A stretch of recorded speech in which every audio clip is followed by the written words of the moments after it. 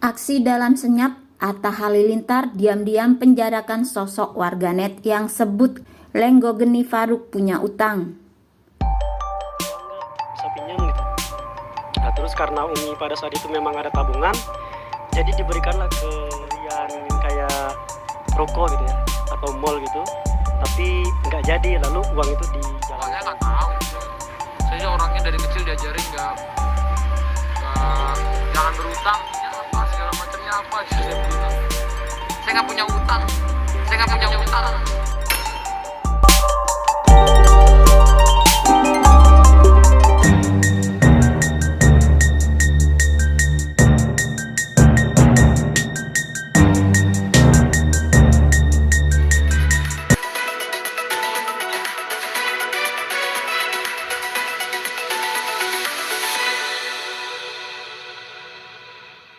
YouTuber Atta Halilintar diam-diam menindak tegas sosok warganet yang menyebut Lenggo Geni Faruk memiliki hutang ratusan juta.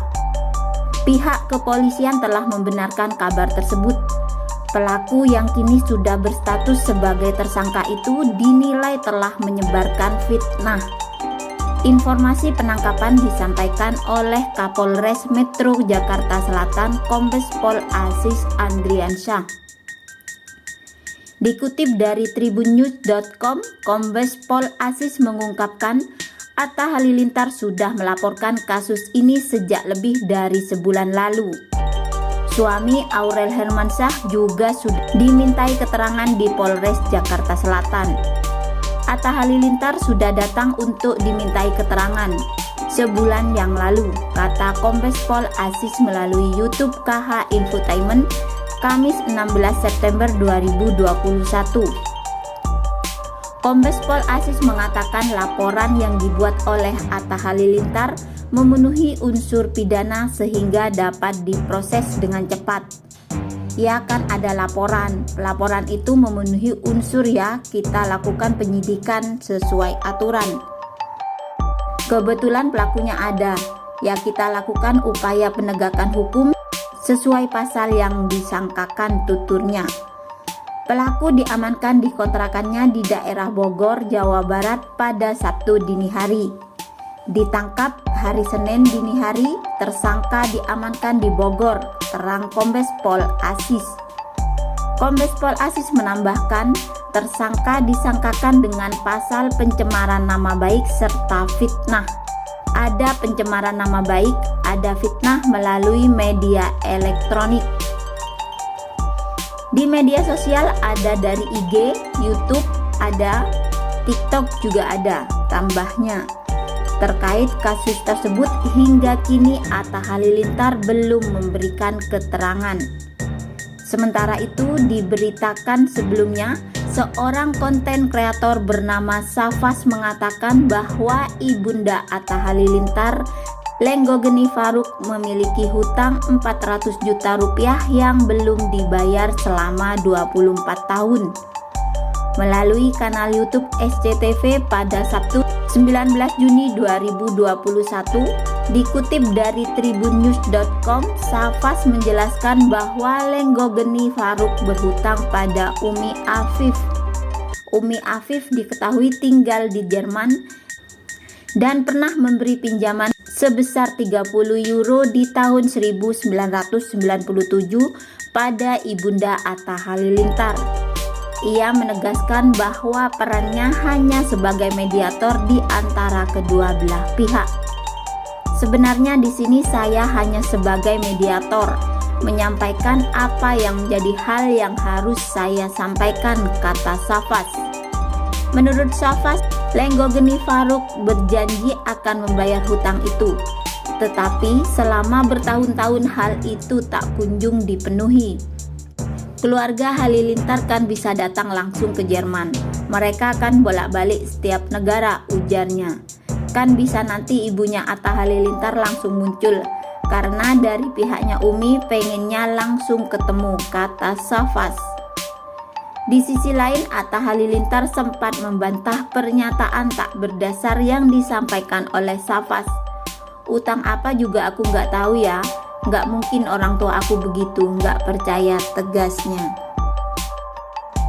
Jangan lupa tekan tombol like, komen, subscribe, dan tombol loncengnya. Karena dengan Anda menekan tombol lonceng, Anda akan tahu setiap berita yang kami bagikan setiap harinya. Terima kasih telah menonton sampai video ini selesai. Jangan lupa tonton ya, agar tidak gagal paham. Momen haru Atta Halilintar temui penfitnah dirinya, Aurel ikut menangis. Konten kreator Safas Fresh 28 dilaporkan ke polisi oleh Atta Halilintar atas dugaan fitnah dan pencemaran nama baik. Tadi malam, Atta Halilintar dan istrinya Aurel Hermansyah menemui Safas di Polres Jaksel. Pertemuan itu terjadi di sebuah ruangan di Polres Metro Jakarta Selatan pada Jumat 18 September malam. Atta saat itu baru tiba dari Bandung dan langsung temui Safas. "Kami dari Bandung bawain ini makanan, dimakan ya. Gimana kabar?" sapa Atta kepada Safas seperti dilihat dalam video Sabtu 18 September 2021. Tak banyak kata yang keluar dari mulut Safas.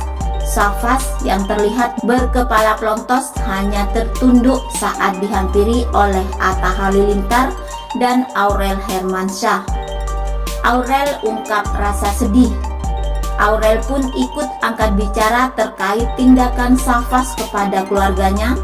Aurel mengaku sedih saat mengetahui penghinaan yang dilakukan oleh Safas kepadanya.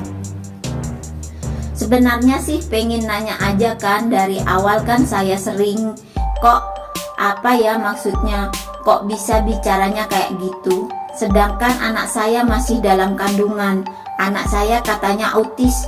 Sebenarnya tuh sedih banget kok bisa kayak gitu," ucap Aurel. Aurel pun tak kuasa menahan tangis. Atta Halilintar terlihat menenangkan sang istri. "Saya sampai bolak-balik ke psikolog karena jujur hati saya sakit," ujar Aurel sambil menangis. Atta Halilintar diam-diam membuat laporan ke Polres Metro Jakarta Selatan sekitar 2 bulan yang lalu. Atta Halilintar melaporkan konten kreator Safas Fresh 28 atas dugaan fitnah dan pencemaran nama baik. Selama tempo 2 bulan itu, polisi melakukan penyelidikan dan penyidikan. Safas Fresh pun kemudian ditangkap hingga dijadikan tersangka dan ditahan polisi. Sebulan atau 2 bulan yang lalu ada pelaporan yang disampaikan oleh saudara Atta bahwa yang bersangkutan beserta seluruh keluarganya dicemarkan nama baiknya. Yang bersangkutan akhirnya melakukan pelaporan, kata Kapolres Metro Jakarta Selatan Kombes Aziz Andriansyah kepada wartawan di Mapolres Jakarta Selatan Jumat 17 September. Safas jadi tersangka dan ditahan. Atas laporan Atta Halilintar itu, polisi melakukan penyidikan. Safas kemudian ditangkap di kontrakannya di Bogor, Jawa Barat sekitar seminggu lalu. Polisi kemudian menetapkan Safas sebagai tersangka di pasal 45 dan pasal 51 UU 19 2016 tentang informasi dan transaksi elektronik. Safas kemudian ditahan polisi. Gegara tagih hutang. Atta Halilintar melaporkan Safas Fresh karena konten video di TikTok dan YouTube. Dalam video tersebut, Safas Fresh mengungkapkan orang tua Atta Halilintar punya utang. Dia menuduhkan masalah utang ke orang lain, ujar Kasat Reskrim Polres Metro Jakarta Selatan AKBP Ahmad Akbar saat dihubungi wartawan Jumat 17 September.